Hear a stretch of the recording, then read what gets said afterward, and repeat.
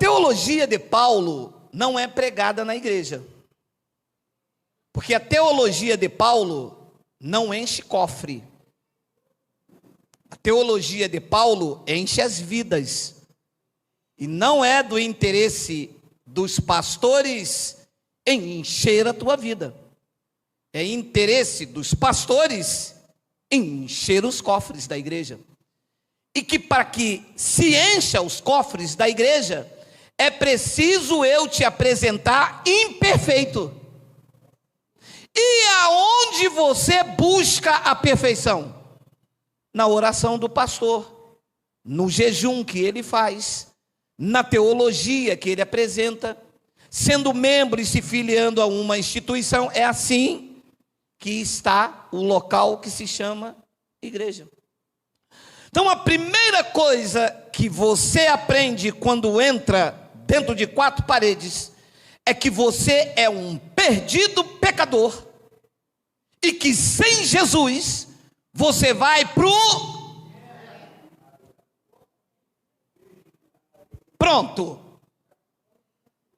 Está laçado o gado.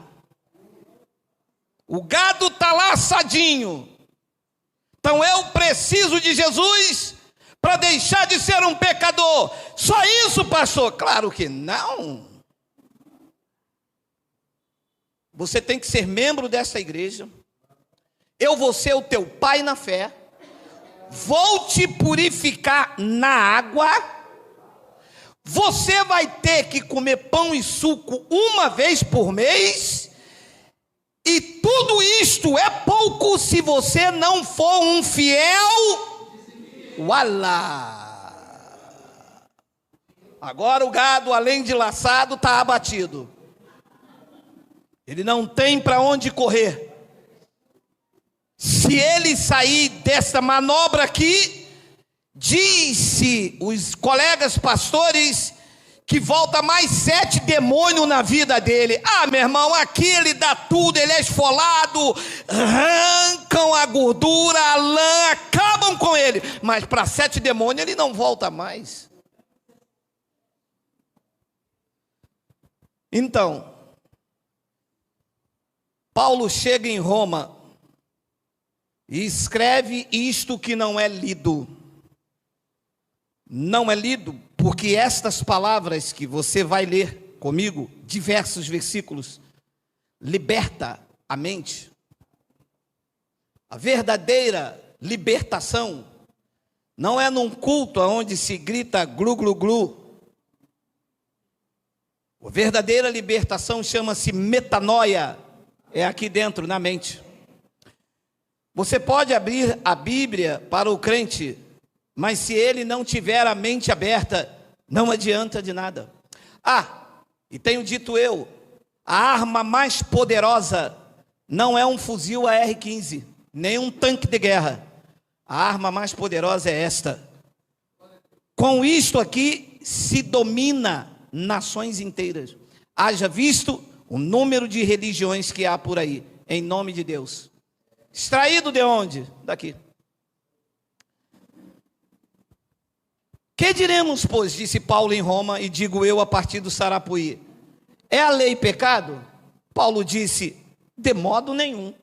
Mas eu não teria conhecido o pecado se não fosse por intermédio da... Então, a lei que se fala aqui não é a lei da Previdência do Brasil. Está aqui é a lei de Moisés.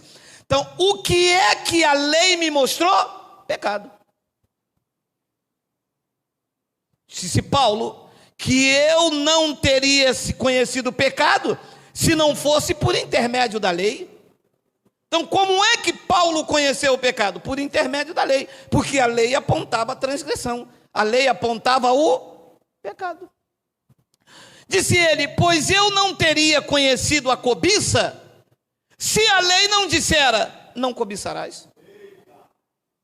Ora, nós estamos aqui esta noite. Não há nenhum mandamento dizendo que isto aqui é crime. Posso pegar à vontade, sim ou não? Sim. Se fizerem uma lei semana que vem dizendo que isto é crime, quando eu pegar, eu estou transgredindo uma lei. Então, a lei que fizeram me fez e me apontou o que é uma transgressão. Então, a lei de Moisés mostrou o que era cobiça. Então, ele passou a ser um transgressor. E é por isso que o tema desta noite, lá no versículo 8, Paulo diz: mas o pecado, tomando ocasião pelo Exu, o pecado tomou ocasião pela caninha da roça. É caninha da roça? Tem ainda? No meu tempo tinha. Tem ainda. Vê lá, hein, varão. Mas o pecado, tomando ocasião pelo mandamento, despertou em mim toda sorte de concupiscência. E vem o tema esta noite. Disse Paulo a Roma que sem lei está morto o pecado.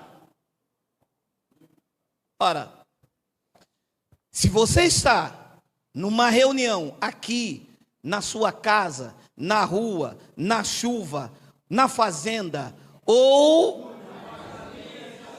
e lá não tem lei, o pecado lá está o quê? Morto.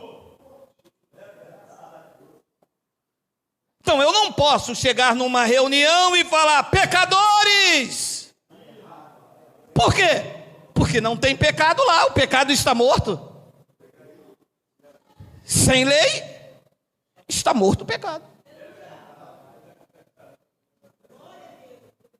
Mas alô, não tem Ou você acredita no que está escrito, ou você está contra Deus. Quem com ele não ajunta, espalha. Isso não é o sítio do pica-pau amarelo. Aqui não tem mimimi. Aqui é evangelho, é o que está escrito. Diz que sem a lei está morto o pecado.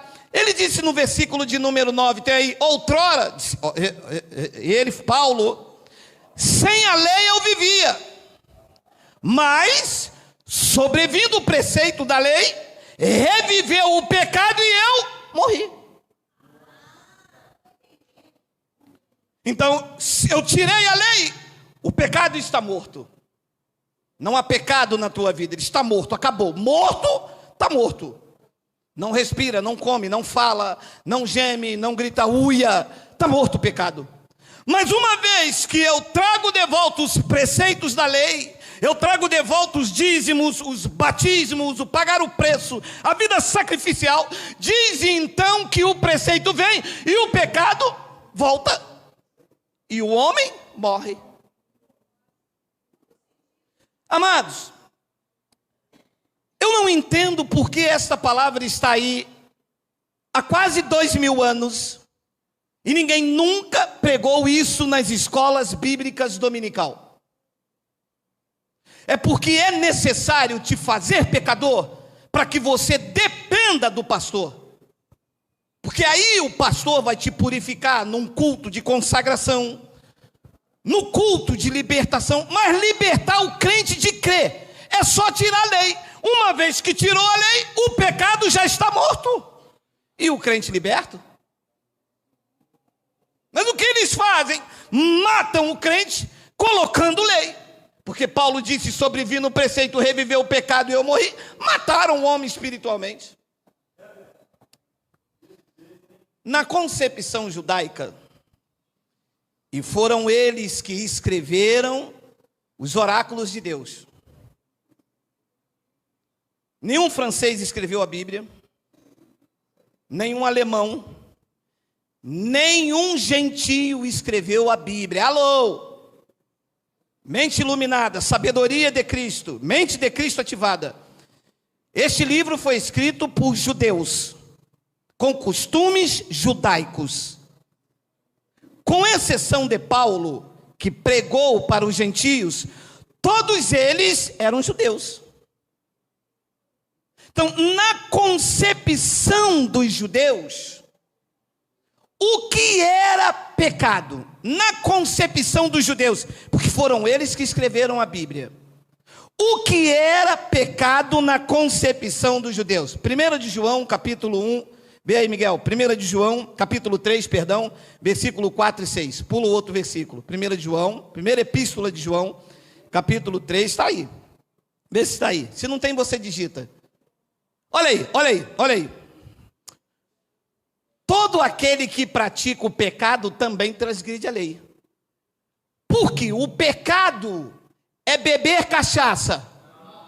O pecado xingar a sogra não pode. Isso aí é. Porque o pecado, na concepção bíblica, na concepção do judeu, pecado é o quê?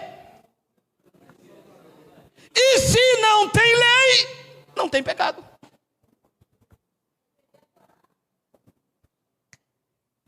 Paulo disse: está morto. Então, na concepção dos judeus, pecado é a transgressão da lei. Então, os gentios, diante de Deus, não são pecadores, porque o gentio não tem lei de Moisés. Os gentios foram chamados na graça. Então, os gentios, se viverem debaixo da lei, se tornam transgressores, porque estão debaixo da lei. E é isto que as igrejas fazem comigo, fizeram comigo e com você. Lembra o confronto de Paulo lá em Antioquia? Paulo chegou lá e viu Pedro obrigando os gentios a viverem como judeus. Ora, mas os gentios não podem viver como judeus, porque a lei é para os judeus. Os gentios têm que viver debaixo da graça de Cristo.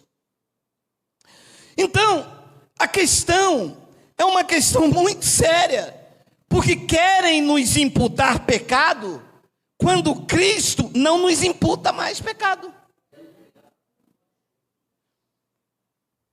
Todo aquele que pratica o pecado também transgride a lei. Qual lei que há em nós?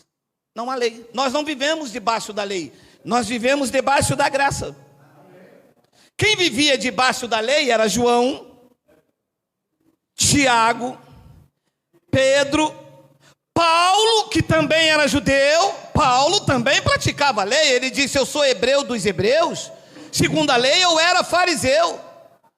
Paulo, depois de convertido, praticou a lei, entrou em templo, pagou voto, disse que iria ficar até os dias de Pentecostes, porque era da natureza judaica. Agora, nós não. Nós somos gentios. Nós não somos transgressores, porque não há lei sobre a nossa vida. Ou não deveria de ter, porque quando você entra num local que diz assim, igreja evangélica, na verdade deveria ser igreja judaica. Porque você entra lá, tem a falsa ceia, porque não é ceia e também não é Páscoa, porque eles dão pão e suco, falta elementos da verdadeira Páscoa. Você chega lá, você tem que procurar Deus no monte, quando na graça Deus está em nós. Então você vê que não é uma igreja cristã, é uma igreja judaizante, é uma igreja que tem lei de Moisés. Para você ser bem aceito naquela comunidade, pelo menos perante o pastor, você tem que ter um envelope com o teu nome de dizimista fiel. Ah, e uns colocam até no carro com orgulho santo. Bah!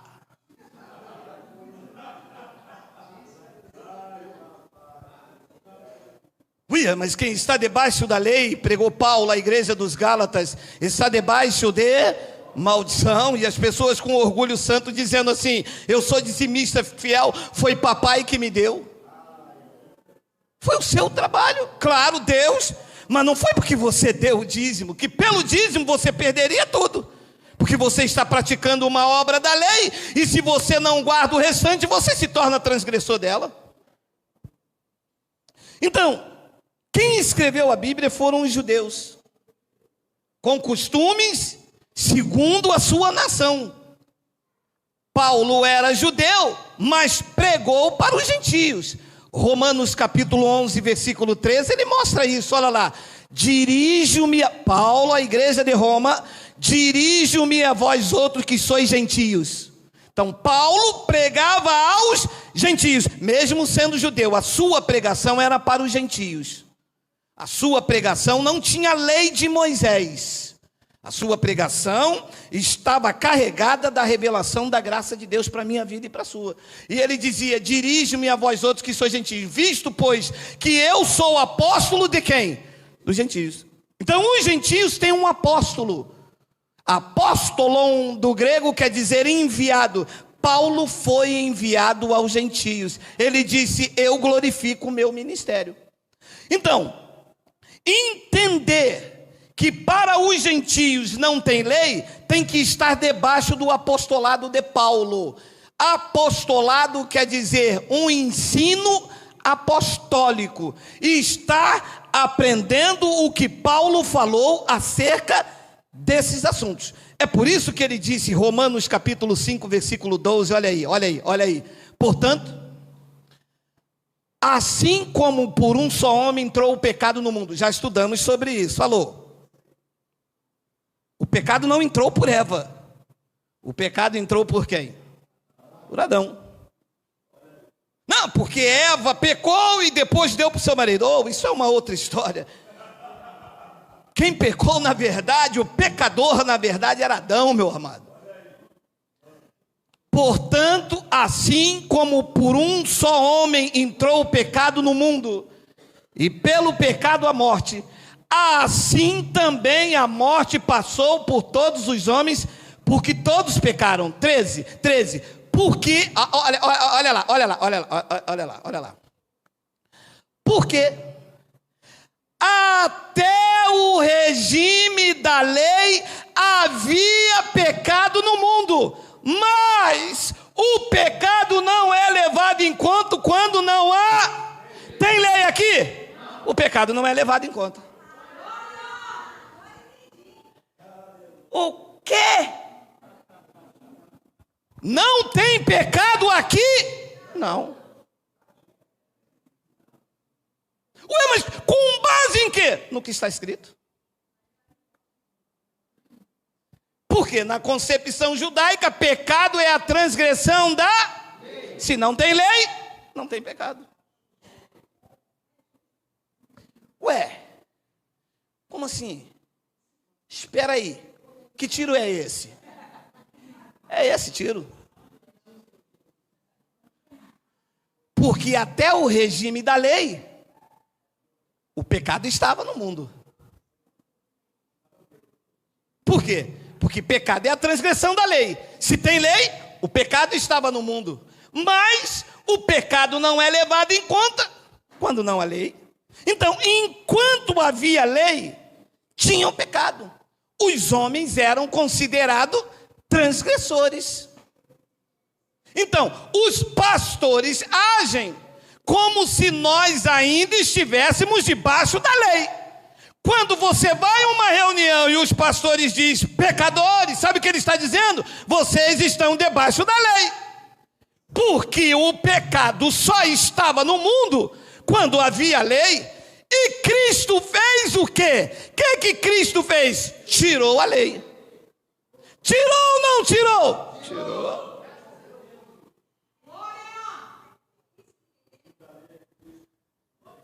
Então, até o regime da lei, o pecado estava. Então, todo mundo que estava lá na lei era considerado pecador, todo. Olha como era a vida antes da cruz. Isaías 59, 1 e 2. Eis que a mão do Senhor não está escolhida. Isaías, antes da cruz. O pecado está no mundo. Entendeu? Eis que a mão do Senhor não está encolhida para que não possa salvar, nem surdo o seu ouvido para não poder ouvir. 2. Mas as vossas iniquidades fazem separação entre vós e o vosso Deus. Alô? O pecado está no mundo.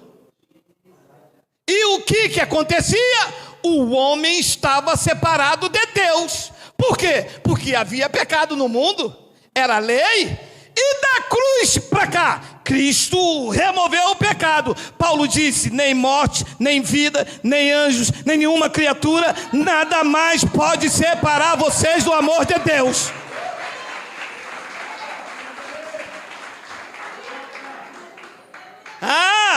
Aí as pessoas dizem assim, mas olha o que está escrito em Isaías. Alô, Isaías ainda é lei?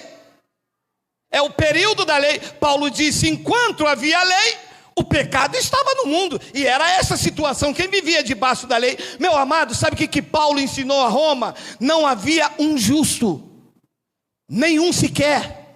Não há um que entendia. Não havia um que buscava. Por quê? Porque o pecado cobria todo mundo, independente de ser santo ou não. Todos os que estavam debaixo da lei eram considerados transgressores, porque quando o homem cumpria um ponto, não cumpria o outro, era culpado de todos os pontos. Romanos capítulo 5, versículo 14, ele explica isso, olha lá.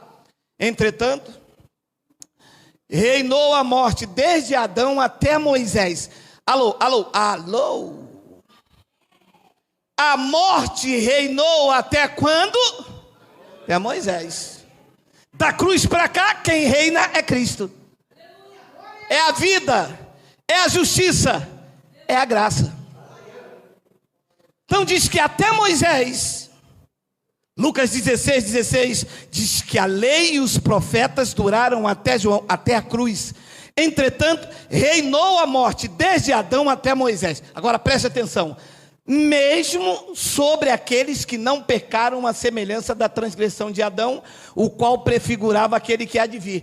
Mesmo sobre Isaías. Isaías era santo, era profeta, mas era considerado também como transgressor. Por quê? Porque a transgressão de Adão cobria todas as pessoas que viviam debaixo da lei.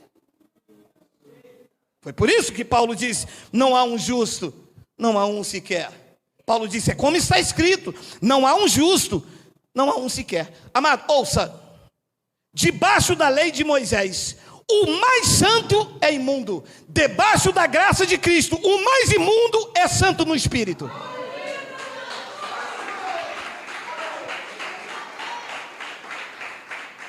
Você pode olhar o cara assim e falar assim, esse cara não jejua, esse cara não faz nada. No Espírito, Cristo o santificou na cruz.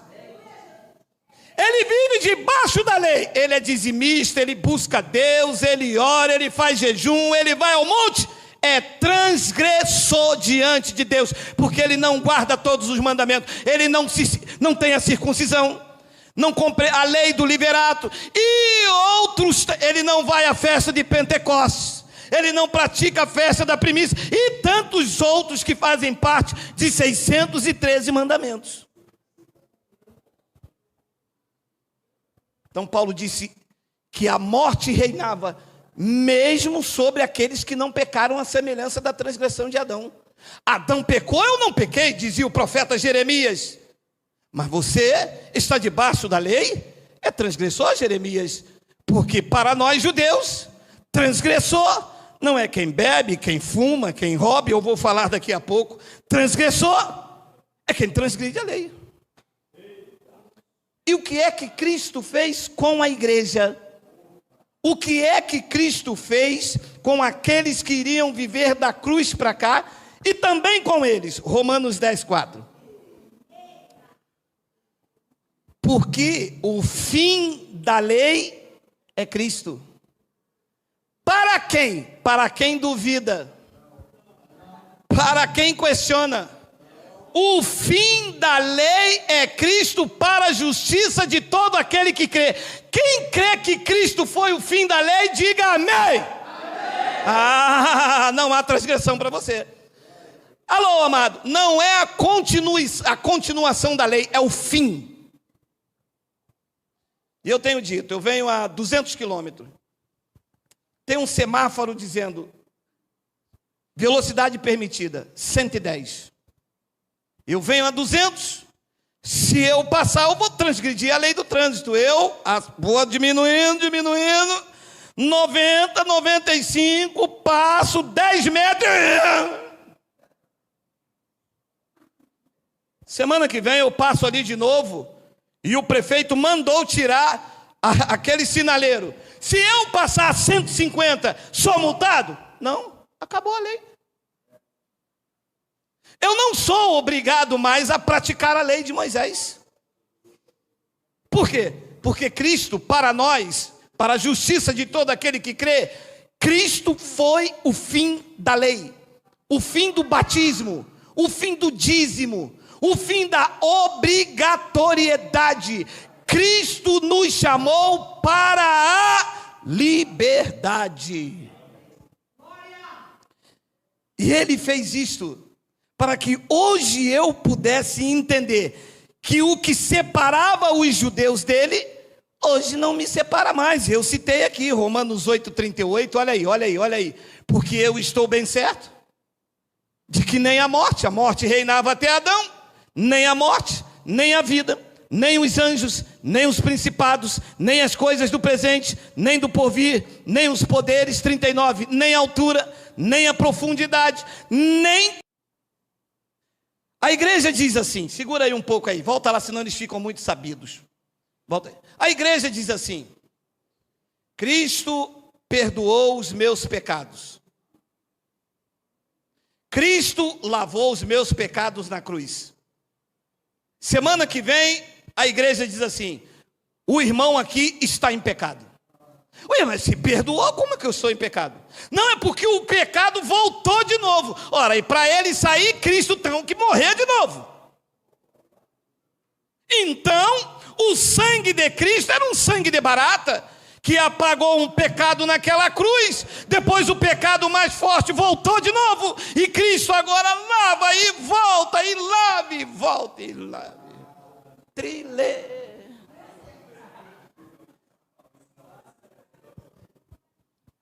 Zacarias capítulo 3, versículo 9. Porque eis aqui a pedra que pus diante de Josué, sob esta pedra única estão 7 olhos. Eis que eu lavrarei a sua escultura, diz o Senhor dos Exércitos, e deixarei a iniquidade desta terra. Oi? Em quantos dias? Foi quando a mão veio para cá, a outra veio para cá, e ele disse: está consumado. E o pecado da terra foi tirado.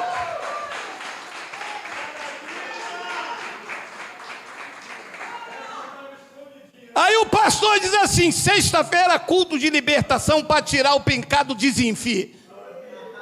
Para tirar o pecado de quem? Chegou atrasado, ele tirou isso num só dia, lá no Madeiro.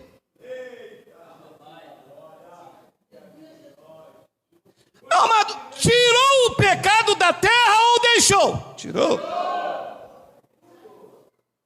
Não tem pecado na terra. Romanos 4, 25.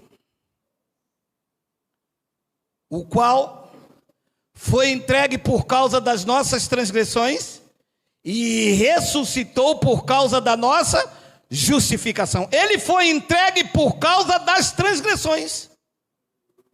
E quem é que transgredia? Quem vivia debaixo da lei. E quando ressuscitou, os gentios foram justificados. Os gentios não viviam debaixo da lei, mas tinham que ser justificados para não haver culpa em nós. Morreu por causa das transgressões. Não era nossa. Nós nunca tivemos lei. Quem tinha lei eram os judeus. Morreu por causa da lei. E quando ressuscitou, ressuscitou pela nossa justificação. Estamos justificados. 1 de Pedro capítulo 2, versículo de número 24. Olha lá. Carregando ele mesmo em seu corpo sobre o madeiro, os nossos... Carregou ou não carregou? A igreja diz que deixou. Você está entendendo? Meu amado, se a Bíblia diz uma coisa, como que a igreja vai dizer outra? Como eu posso chamar você de pecador se ele carregou os pecados? Meu amado, carregou ou não carregou, meu amado? Se ele carregou os teus pecados no madeiro, que pecado o pastor diz que você tem, filho? Nenhum. Ele carregou. Carregando ele mesmo em seu corpo sobre o madeiro os nossos pecados, para que nós, mortos para os pecados, vivamos para a justiça. Por suas chagas fostes sarados. E um deles, falso profeta, ventre preguiçoso, e diz: você prega essas coisas, sabe o que o povo vai fazer? Vai cair na cachaça. Mas isso não é pecado, isto é obra da carne. Então, já vou entrar nesse assunto. Isto já é uma outra coisa. Este era o pecado de Adão, que me separava de Deus. Este era o pecado da transgressão. Isto era o pecado em que eu não poderia me achegar a Deus. Este pecado foi banido. Deus, quando olha para mim e para você, vê o sacrifício perfeito de Cristo. E que eles anulam. Porque este pecado aqui me separava de Deus. Você viu lá em Isaías? Cristo foi, me reconciliou com Ele. Cristo foi, anulou a lei na minha vida. Eu já não sou mais um transgressor. Porque pecado é transgredir a lei. Se não a lei, para mim, ele pôs fim à lei, significa que nada me separa mais do seu amor. Mas e se você dançar o Michael Jackson? Vou colher disso, é uma da carne? Vou colher disso. Quando eu for lá, que eu voltar, dá um estalo aqui, ó.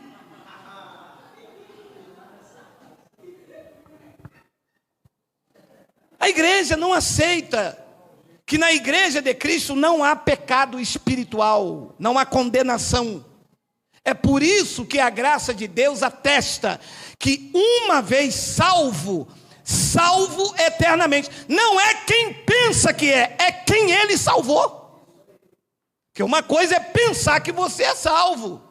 E vai ali, rouba, engana e mata. Igual o irmão me disse, eu sou salvo para sempre. Já é então. Aí filé, aí dá um papo em você, tá ligada? Você não é salvo. Ou pelo menos não foi salvo ainda. Porque o salvo não tem prazer da promiscuidade. O seu prazer é o que nós estamos fazendo. Aqui, ouvindo, crescendo na graça e no conhecimento, perdendo o medo e tirando as algemas. Porque as pessoas estão dentro da chamada igreja com medo de ir para o inferno por ser pecadoras. Cristo quer dizer para você, não temas, porque você não pode ir para o lugar para onde Ele nunca te mandaria. Os homens mandam. Carregando Ele mesmo em seu corpo sobre o madeiro os nossos pecados. Os pecados foram tirados. Hebreus capítulo 9, versículo 26 ao 28. Aqui é uma palavra de sabedoria e quem ouvir e ler entenda. Ora, neste caso seria necessário que ele, Jesus, tivesse sofrido muitas vezes desde a fundação do mundo. Agora, porém, ao se cumprirem os tempos, olha, lá em Hebreus, Paulo já dizia que os tempos já estavam chegando ao seu cumprimento. Olha bem! Quando a gente toca nesse assunto do ano 70, no ano aqui da escrita de Hebreus, Paulo diz, ao se cumprir os tempos. Depois ele diz, se manifestou uma vez por todas para aniquilar pelo sacrifício de si mesmo o pecado. A pergunta que eu faço é, aniquilou o pecado ou não aniquilou? Diga, está aniquilado. Posso eu te chamar de pecador? Eu estaria contra Cristo. Eu estaria dizendo, Cristo é um mentiroso. Vocês entraram aqui esta noite cheio de pecado.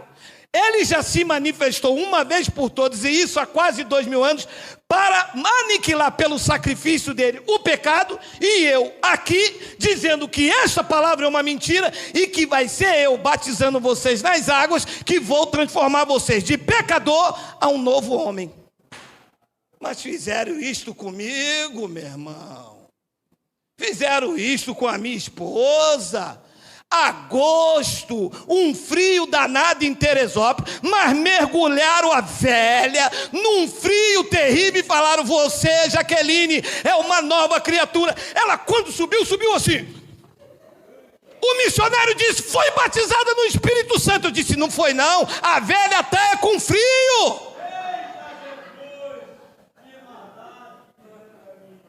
Quer transformar ela numa nova criatura, meu amado? Naquela cruz ele estava aniquilando os pecados. Quem está em Cristo já é uma nova criatura. Não é as águas, é o sacrifício dele naquela cruz. Somos nova criatura. Somos ou não somos? Somos. Ué? Ao se cumprirem os tempos, diz que ele se manifestou uma vez por todas. Os pastores dizem que precisa ainda lavar o crente na água. Não, foi uma vez por todas, para aniquilar. Pelo sacrifício de si mesmo ao pecado. Agora vem 2 versículos que precisa sabedoria. Quem lê, entenda. 27.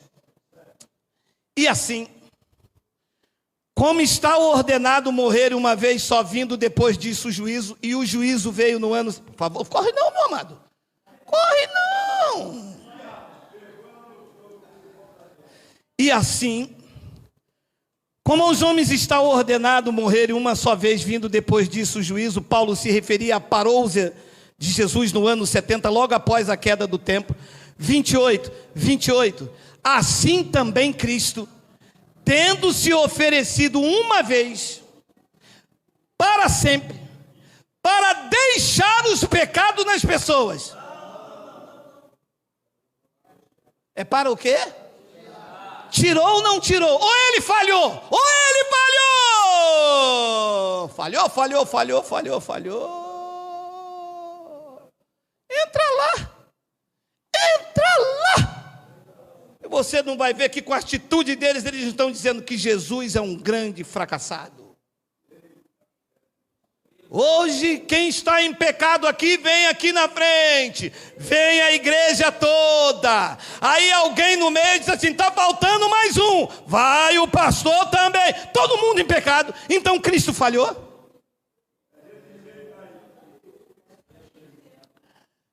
Uma vez para sempre. Lá no Gólgota, diz que veio tirar os pecados de muitos. Alô? Não é de todos, é só dos eleitos. O vaso de perdição e da ira vai ficar fedorento. Diz que veio uma vez para sempre para tirar os pecados do muito. Aparecerá a segunda vez e apareceu na parousia sem pecado. Por que ele apareceu sem pecado? Porque ele já tinha aniquilado na cruz. Quando ele voltou, já não tinha mais pecado nenhum.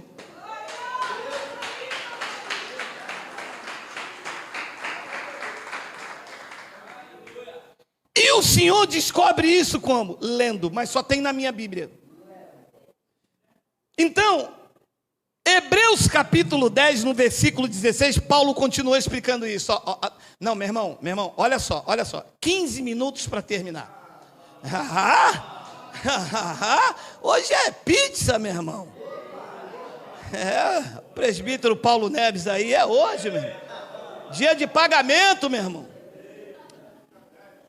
Meu irmão, olha só isso aqui, Só de escola dominical eu estudei 15 anos. Só que eu só vim descobrir isso depois que os meus olhos foram iluminados, tá? Que ninguém nunca me mostrou isso aqui, não. Esta é a aliança que farei com eles depois daqueles dias, diz o G. Diz quem? Vamos ver se o Senhor, pelo menos entre nós, tem voz ativa. Porque as igrejas não aceitam o que diz o Senhor. A igreja aceita o que diz os profetas Balabachúria.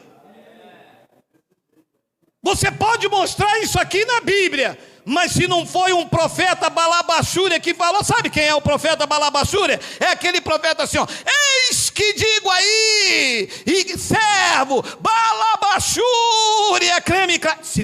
Se for assim, eles aceitam. Mas se lê assim, dizendo que é o Senhor, eles não aceitam. Mas aqui a gente aceita.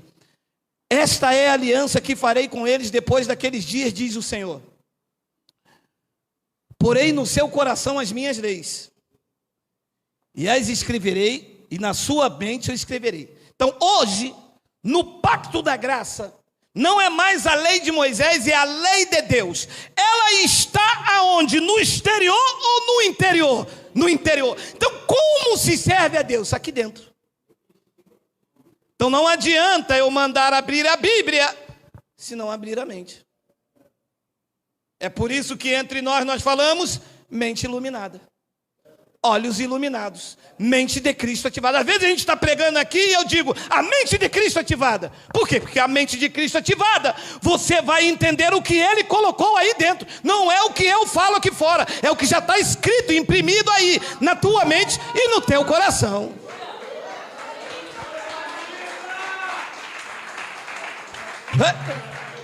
Essa é a aliança que Ele fez agora.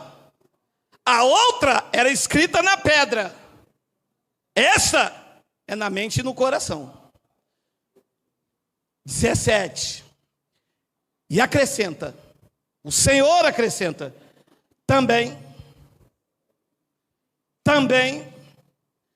de nenhum modo me lembrarei dos seus.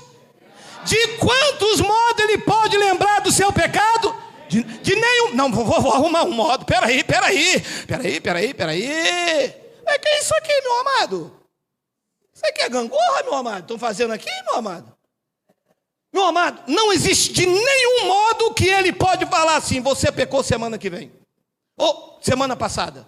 Ou como o pastor lá da minha antiga, onde eu ia, o pastor se levantava na divina revelação e dizia, Deus me mostra aqui um vaso que pecou no verão passado. Eu sei o que vocês fizeram no verão passado. Ah, mentiroso, feioso, muito feio você.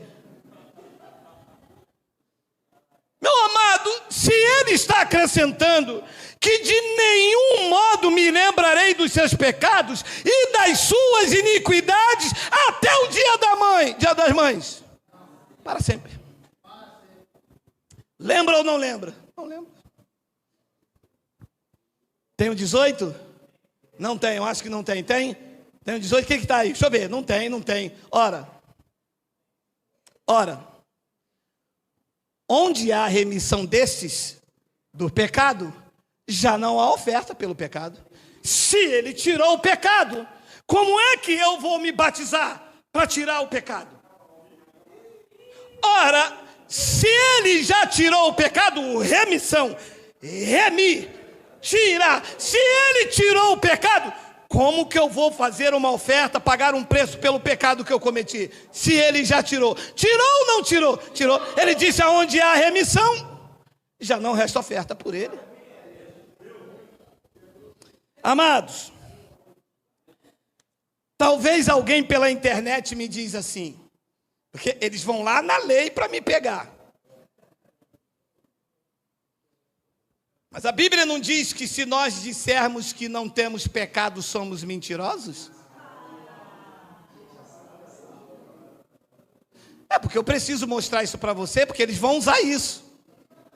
Quando você falar que você não é um pecador, eles vão dizer, ué, mas a Bíblia diz que quem falar que não tem pecado é mentiroso.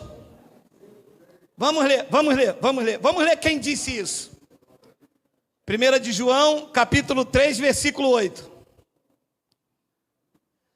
Aquele que pratica o pecado, é isso mesmo? É 8? Deixa eu ver, Miguel.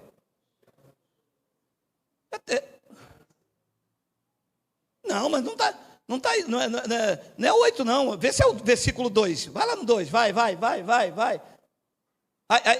Aí. 2, 3, tem? Coloca o versículo 1. 1.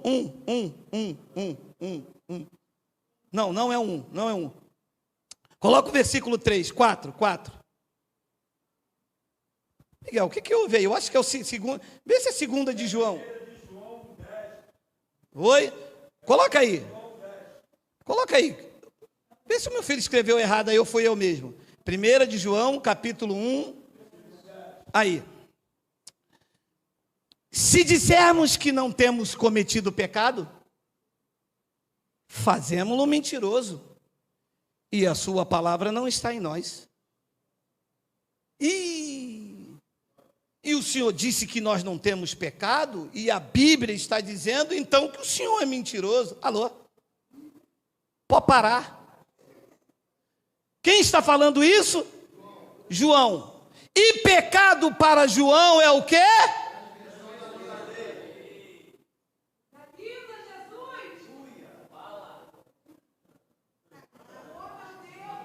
Então vamos ler como João entende o que é pecado.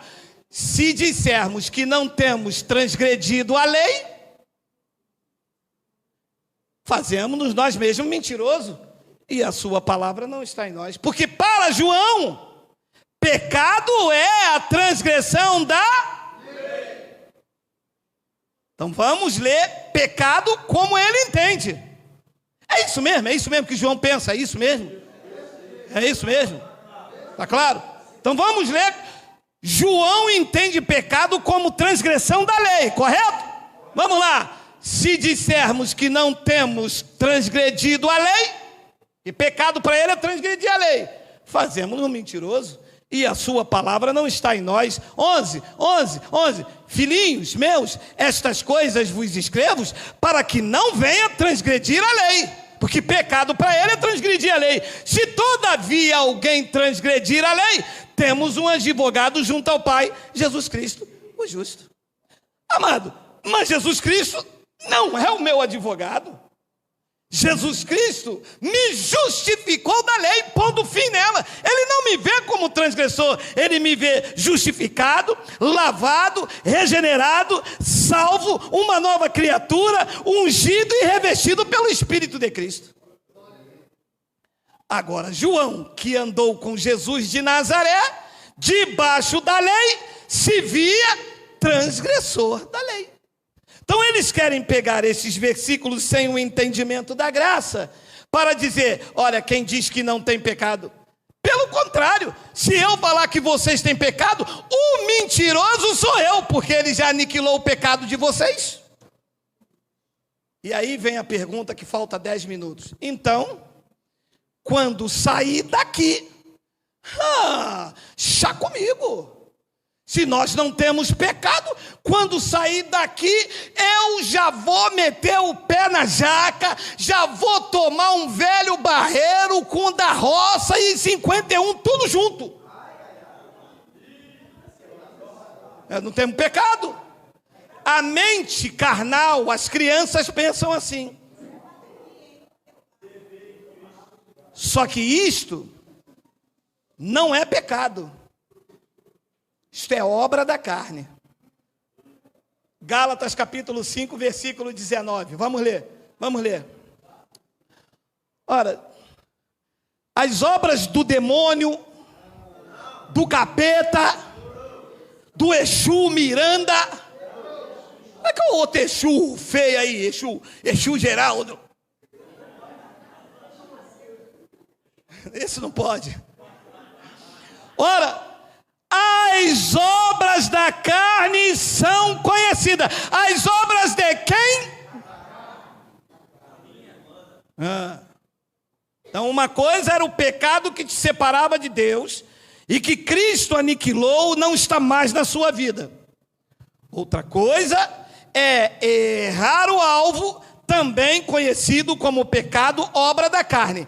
Esta aqui, o que você semear, você colherá. Se prepara, porque o terreno é fértil. Porque com Deus não se brinca. Ele libertou você da lei, da escravidão, do jugo. A inimizade que te separava dele, Cristo te reconciliou com ele. Você está inseparável. Ele transportou o teu espírito do império das trevas e te trouxe para o concílio dele. Na carne, tu tens que vigiar. Ele já avisava aos judeus: a carne é fraca, o espírito está pronto. E Paulo disse: ora, as obras da carne são conhecidas e são prostituição.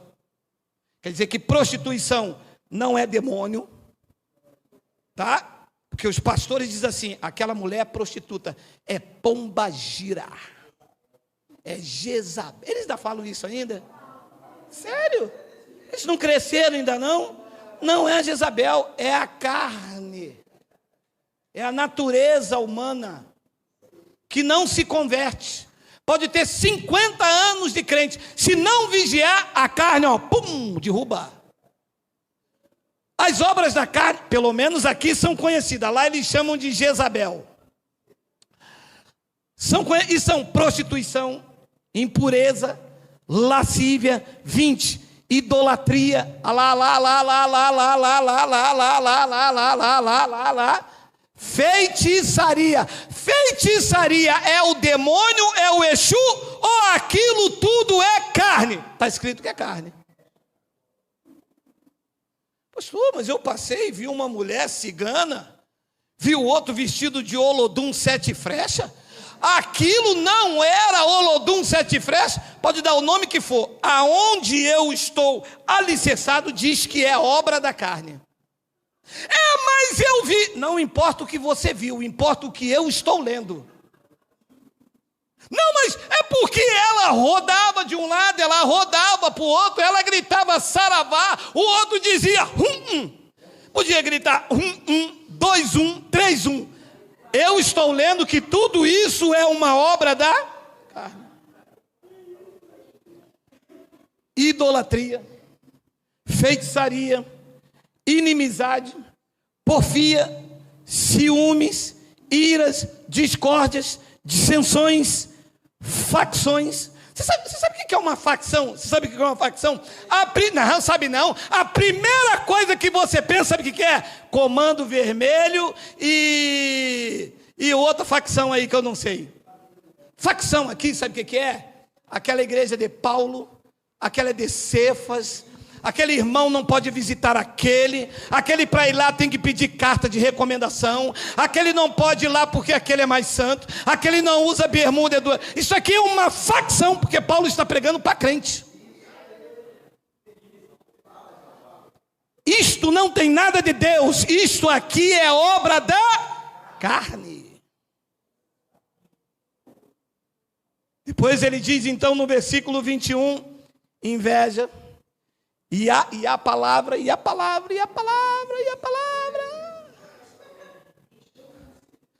Não tem um pecado não? Não tem não. Vou sair daqui, eu vou tomar um velho barreiro com uísque. Sabe qual é o nome disso? Carne. Sabe o que vai acontecer? Você vai colher. Mas abrir mão de você, Deus não abre. Porque neste pacto, nada te separa dele. Você imagina que se um cara beber um copo de cachaça, ele vai para o inferno. É isso que eles dizem, não dizem? Não dizem? Mas eles bebem uísque. A maioria deles são maçons. Outros são adúlteros. E quem vai para o inferno é quem comete uma pequena obra da carne. Não vai, porque não há pecado em você. Cristo te lavou, te regenerou, te salvou, diz que da palma da mão dele ninguém te arrebata. Agora, se você sabe que por causa disso tudo, você vai meter o pé na manteiga, vai escorregar.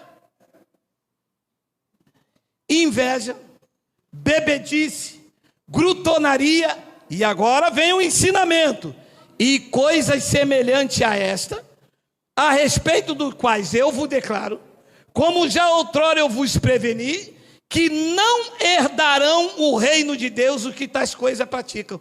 Não herdar o reino não é ser salvo para a vida eterna, é não viver como eleito nesta terra. Por quê? Porque a carne é inimizade contra Deus. Então nós não podemos viver segundo a obra da carne porque não temos mais pecado. Nós temos que lutar contra a nossa natureza terrena. Gálatas capítulo 6, versículo 7, Paulo ensina isso. Não vos enganeis. De Deus não se zomba, ou com Deus não se brinca, pois aquilo que o homem semear, isso também ele ceifará. Ora, eu sei que não há pecado em mim, em que ele me regenerou. Vou eu aqui meter o pé na jaca, vou roubar, vou enganar meu irmão, vou fraudar, vou fazer isso. Isto é uma obra da carne. O que eu plantar, eu vou colher. E às vezes você vê irmãos semeando na carne, colhendo na carne, e você não sabe por quê. É um salvo. Deus não abre mão dele, mas ele vive debaixo de disciplina. E nós não podemos viver em disciplina, porque sabe, porque nós descobrimos esta noite que ele tirou o pecado de nós. Porque as pessoas que não têm essa consciência, a primeira coisa que ela faz é isto. Quando ela entra em graça, ela descobre a liberdade que há em Cristo. E Paulo avisou: não dê lugar à carne, não faça da vossa liberdade lugar para libertinagem, porque Deus vai disciplinar. Você vai colher na carne. E às vezes, por várias vezes, eu já fiquei aqui e vi um irmão chegar aqui com o olho meio roxo. E ele para mim: graça e paz, ministro Geraldo. Eu olhar para o olho dele e falar: semeou na carne, né? Fez um psil para uma mulher casada, o cara, ó, pum, no teu olho. Amados, somos santos no espírito, mas a nossa carne tem um potencial de te derrubar. Os teus olhos são venenosos, tem uma tendência à cobiça. A tua natureza carnal não foi transformada por Cristo. O que foi transformado por Cristo foi o teu homem interior, o teu espírito. Este se uniu ao Senhor e está selado para sempre. Nada te separa dele. Nosso maior inimigo somos nós mesmos. É uma luta constante e diária contra a nossa natureza carnal. Mateus 26, 41, ele explicou isso. Olha lá: vigiai e orai, para que não entreis em tentação. O espírito, na verdade, está pronto, mas a tua carne que é fraca. Entender que o pecado que separava de Deus foi aniquilado é dar graças a Deus por essa obra. E entender que a minha natureza carnal é o alvo, também chamado de pecado, é uma responsabilidade da minha parte. Porque eu posso não me separar mais de Deus, mas eu não quero viver em disciplina diante de Deus. Se porque eu sei que não há pecado no meu espírito, eu vivo de qualquer maneira, eu andarei debaixo de disciplina. E eu não quero viver disciplinado, porque eu sou um herdeiro de Deus, e um herdeiro tem o direito de reinar e governar. A igreja deveria estar aí reinando, mas ela é palco de chacota. Os líderes enriquecem e as vidas gemem. A maioria estão endividados.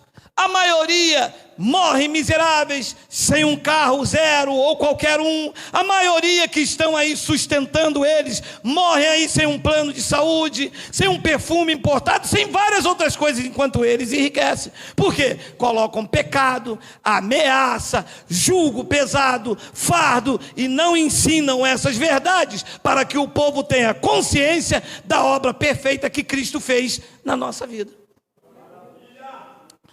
Então olha o que ele diz a respeito da igreja dele. A igreja de... Alô? A igreja de Cristo, não é a igreja do homem, que as pessoas confundem igreja de Cristo com igreja do homem.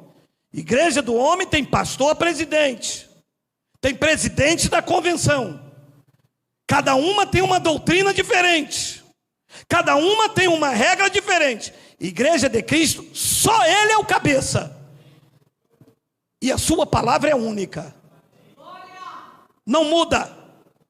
Na igreja do homem tem uma doutrina nesta. Você sai daqui e vai para aquela. A doutrina já mudou. Aí você vai para outra, tem uma outra doutrina, que na verdade é costume. Que doutrina só existe a de Paulo, revelada no terceiro céus. Cada lugar tem uma doutrina. E cada igreja é um pastor presidente e um fundador. Mas a igreja de Cristo, ela é uma só. Só tem um pastor que é Cristo. E só tem um cabeça que é Ele. E só tem uma palavra. Olha o que ele diz da sua igreja, que não é parede, que não é placa, que não é templo. A igreja são vidas compradas por Ele. São propriedade exclusiva de Deus.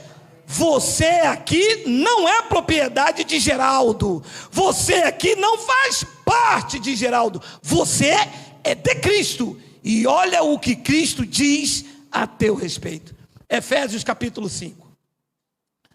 Maridos, Paulo faz uma analogia.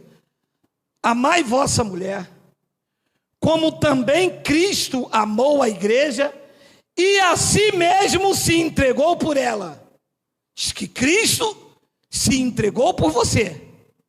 Mandaria você para onde se ele se entregou por você? E Paulo faz uma analogia e diz: marido, vocês devem amar a mulher de vocês igual Cristo amou a igreja. Não vamos conseguir nunca. Lá em casa a velha queima o arroz, eu já... Ela está aí, meu amado. Maridos, vocês amam a mulher de vocês como Cristo amou a igreja, sem esperar nada em troca. 26. Para que a santificasse. Olha o que Cristo fez com a igreja. Para que a santificasse, tendo-a purificado por meio de lavagem de água do rio Jordão, da água do batistério, tendo santificado a igreja. Não, segura. Vai passar a hora, meu irmão, que não volte mais aqui, mas tu vai ouvir. A igreja está santificada ou está imunda? Está ou não está? E santificado é o templo lá em Jerusalém. Estou dando coisa, meu irmão. Falou em língua. Meu amado, a igreja foi santificada ou não foi? Quem é a igreja de Cristo aqui? Diga: Abba, Pai. Como que eu vou dizer que você é pecador se ele diz que você já foi santificado por ele? Depois ele diz: tendo-a purificado. A igreja está purificada ou não está, meu amado? Diga: está. Então, mentiroso seria se eu falasse que você fosse imundo e que as águas do batistério iriam te purificar. Diz que ele santificou e purificou por meio da lavagem de água pura pela palavra. Aí tem uma vírgula ali, eu não posso parar, não é isso? 27. Para apresentar a si mesmo igreja desgraçada, pó da terra, igreja pecadora.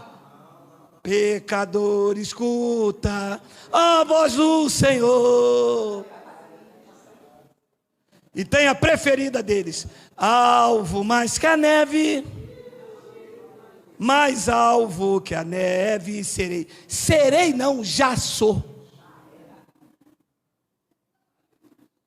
Para apresentar a si mesmo igreja gloriosa, sem mácula, nem ruga, nem coisa semelhante. Porém, a igreja que somos nós é santa e sem defeito. Quem recebe?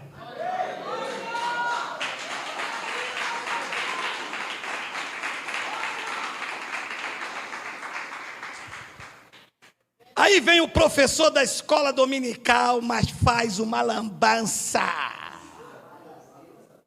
Domingo, culto de libertação.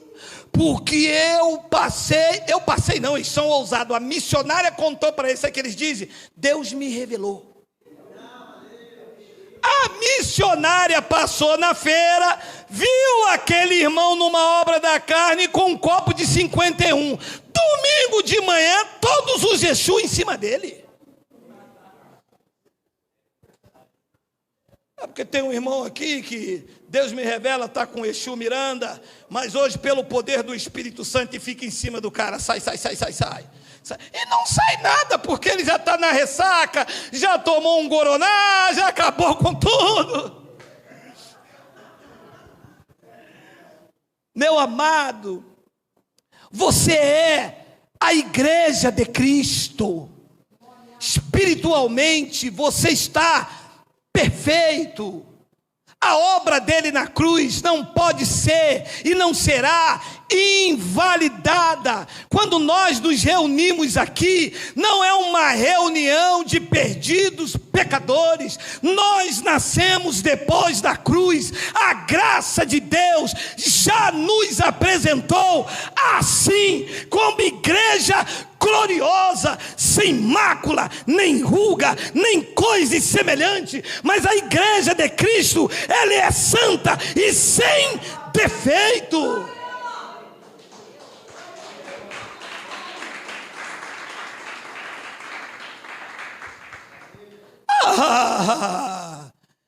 Então eu não preciso do pastor, não é? Não. Então eu não preciso dar dízimo, não é? Não. Já sei, eu não preciso ir buscar ele no monte, não. Também não. Ué, e eu preciso fazer o quê? Ame o teu próximo como a ti mesmo, que quem faz isso cumpriu toda a lei.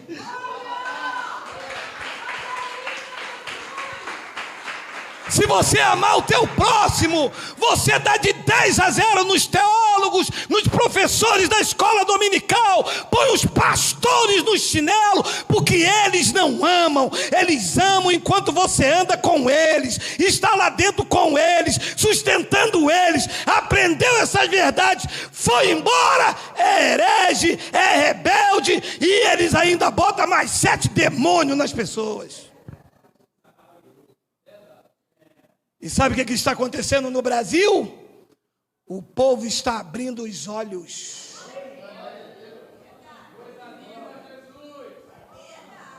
Teu dinheiro eles não botam mais a mão.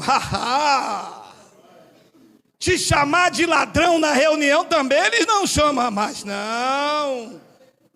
E você passa lutando com a carne o dia todo. Quando você senta na cadeira, o pastor, pecador, pombagira, olha o batom dela, olha. A missionária vai lá, está falando com você, terra.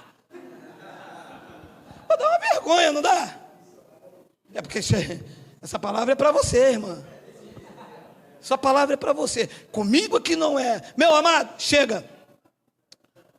Diz que quem é a igreja de Cristo aqui, diga amém. Amém. Vocês são igreja gloriosa, sem mácula, vocês estão sem ruga, nem coisa semelhante, e vocês são uma igreja santa e sem defeito.